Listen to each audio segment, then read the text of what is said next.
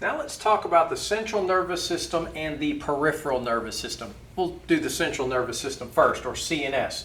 The central nervous system includes the brain and the spinal cord. It is covered by meninges, tough connective tissue layers. The spaces inside are filled with cerebral spinal fluid.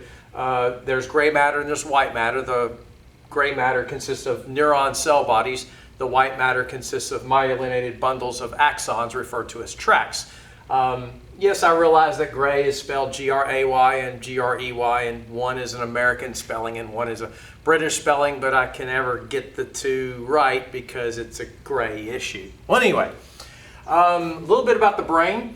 The brain is divided into a number of regions. You've got the cerebrum, the diencephalon, the cerebellum, and the brainstem.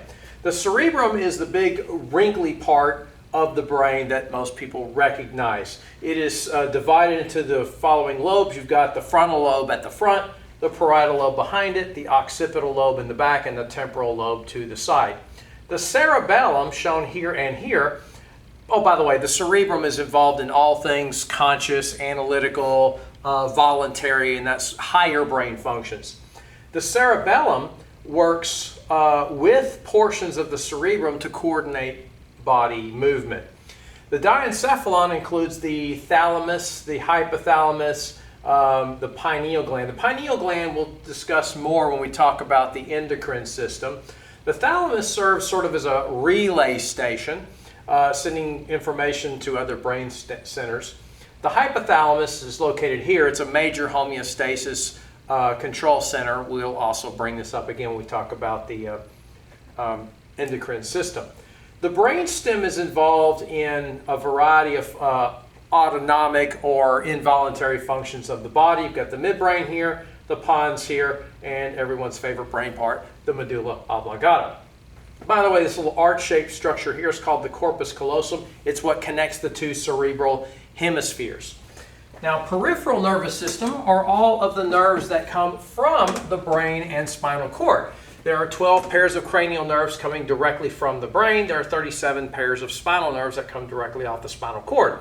Here's sort of a functional breakdown. You've got sensory neurons bringing information from parts of the body to the brain and spinal cord. So that's the sensory division of the peripheral nervous system. And then the motor division is involved in motor output.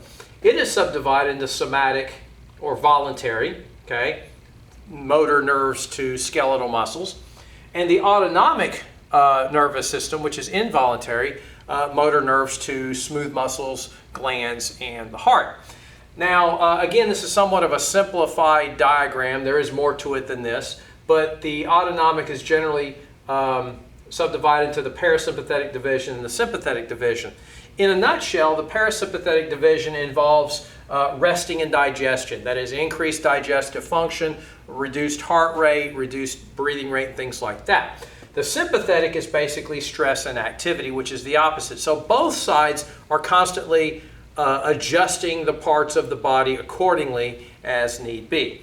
And that's an overview of the nervous system.